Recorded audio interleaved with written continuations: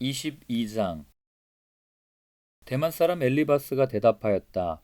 사람이 하나님께 무슨 유익을 끼쳐드릴 수 있느냐? 아무리 슬기로운 사람이라고 해도 그분께 아무런 유익을 끼쳐드릴 수가 없다. 내가 올바르다고 하여 그것이 전능하신 분께 무슨 기쁨이 되겠으며 내 행위가 온전하다고 하여 그것이 그분께 무슨 유익이 되겠느냐? 내가 하나님을 경외한 것 때문에 하나님이 너를 책망하시며 너를 심판하시겠느냐? 오히려 내 죄가 많고 내 죄악이 끝이 없으니 그러한 것이 아니냐. 네가 까닭 없이 친족의 재산을 압류하고 옷을 빼앗아 헐벗게 하고 목마른 사람에게 마실 물 한 모금도 주지 않고 배고픈 사람에게 먹을 것도 주지 않았기 때문이 아니겠느냐. 너는 권세를 이용하여 땅을 차지하고 지위를 이용하여 이 땅에서 거들먹거리면서 살았다. 너는 과부들을 빈손으로 돌려보내고 고아들을 혹사하고 학대하였다. 그러기에 이제 네가 온갖 올무에 걸려들고 공포에 사로잡힌 것이다. 어둠이 덮쳐서 네가 앞을 볼 수 없고 홍수가 너를 뒤덮는 것이다. 하나님이 하늘 높은 곳에 계시지 않느냐? 저 공중에 높이 떠 있는 별들까지도 하나님이 내려다보고 계시지 않느냐? 그런데도 너는 하나님이 무엇을 아시겠으며 검은 구름 속에 숨어 계시면서 어떻게 우리를 심판하실 수 있겠느냐? 짙은 구름에 그가 둘러싸여 어떻게 보실 수 있겠느냐? 다만 하늘에서만 왔다 갔다 하실 뿐이겠지 하는구나. 너는 아직도 옛 길을 고집할 셈이냐? 악한 자들이 걷던 그 길을 고집할 셈이냐? 그들은 때가 되기도 전에 사로잡혀갔고 그 기초가 무너져서 강물에 떠내려가 버렸다. 그런데도 그들은 하나님께 말하기를 우리를 좀 그냥 내버려 두십시오. 전능하신 분이라고 하여 우리에게 무슨 일을 더 하실 수 있겠습니까? 하였다. 그들의 집에 좋은 것을 가득 채워주신 분이 바로 하나님이신데도 악한 자들이 그런 생각을 하다니 나는 이해할 수 없다.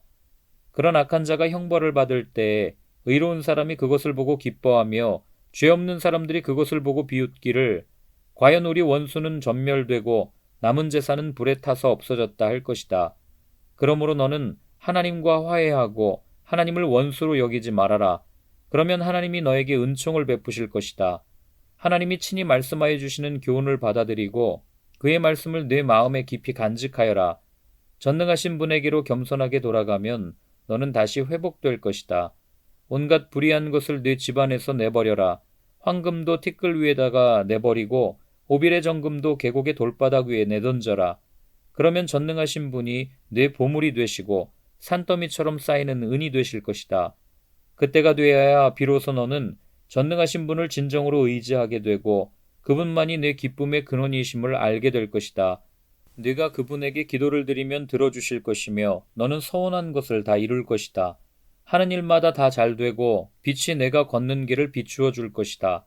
사람들이 쓰러지거든 너는 그것이 교만 때문이라고 일러주어라. 하나님은 겸손한 사람을 구원하신다. 그분은 죄 없는 사람을 구원하신다. 너도 깨끗하게 되면 그분께서 구해주실 것이다. 23장. 욥이 대답하였다. 오늘도 이렇게 처절하게 탄식할 수밖에 없다니. 내가 받는 이 고통에는 아랑곳 없이 그분이 무거운 손으로 여전히 나를 억누르시는구나. 아, 그분이 계신 곳을 알 수만 있다면, 그분의 보좌까지 내가 이를 수만 있다면, 그분 앞에서 내 사정을 아뢰련만, 내가 정당함을 입이 닳도록 변론하련만, 그러면 그분은 무슨 말로 내게 대답하실까? 내게 어떻게 대답하실까? 하나님이 힘으로 나를 억누르실까? 그렇지 않을 것이다.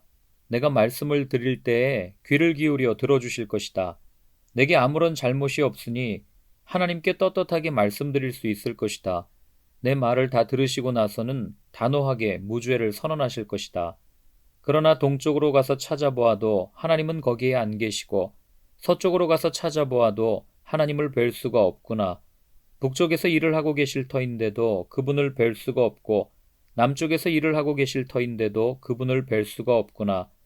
하나님은 내가 발 한 번 옮기는 것을 다 알고 계실 터이니 나를 시험해 보시면 내게 흠이 없다는 것을 아실 수 있으련만 내 발은 오직 그분의 발자취를 따르며 하나님이 정하신 길로만 성실하게 걸으며 길을 벗어나서 방황하지 않았건만 그분의 입술에서 나오는 계명을 어긴 일이 없고 그분의 입에서 나오는 말씀을 늘 마음속 깊이 간직하였건만 그러나 그분이 한 번 뜻을 정하시면 누가 그것을 돌이킬 수 있으랴.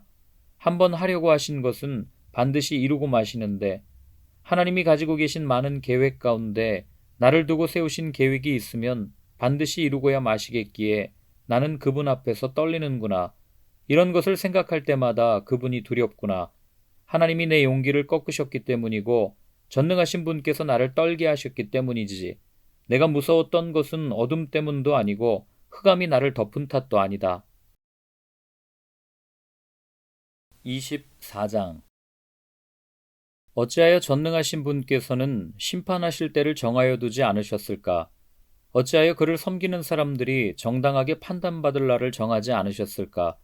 경계선까지 옮기고 남의 가축을 빼앗아 제 우리에 집어넣는 사람도 있고 고아의 나귀를 강제로 끌어가는 사람이 있는가 하면 과부가 빚을 갚을 때까지 과부의 소를 끌어가는 사람도 있구나. 가난한 사람들이 권리를 빼앗기는가 하면 흙에 묻혀 사는 가련한 사람들이 학대를 견디다 못해 도망가서 숨기도 한다.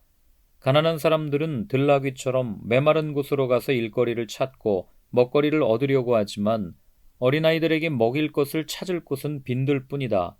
가을거지가 끝난 남의 밭에서 이삭이나 줍고 악한 자의 포도밭에서 남은 것이나 긁어모은다.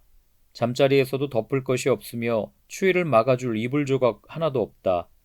산에서 쏟아지는 소낙비에 젖어도 비를 피할 곳이라고는 바위 밑밖에 없다.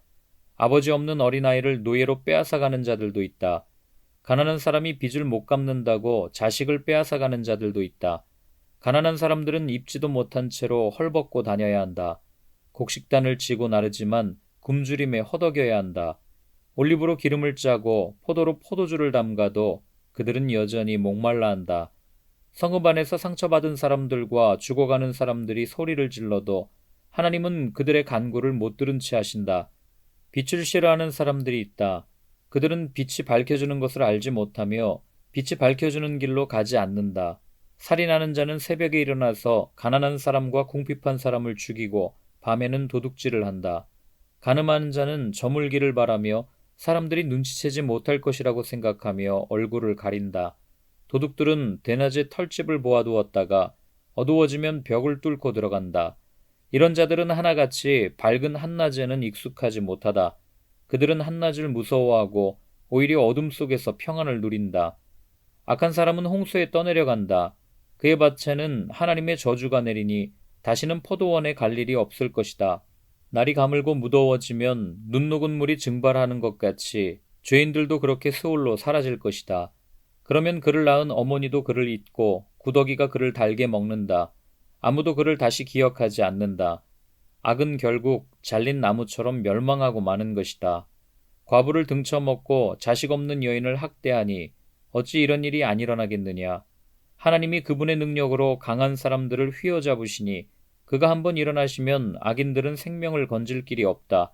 하나님이 악한 자들에게 안정을 주셔서 그들을 평안하게 하여 주시는 듯하지만 하나님은 그들의 행동을 낱낱이 살피신다. 악인들은 잠시 번영하다가 곧 사라지고 풀처럼 마르고 시들며 곡식 이삭처럼 잘리는 법이다. 내가 한 말을 부인할 사람이 누구냐? 내가 한 말이 모두 진실이 아니라고 공격할 자가 누구냐?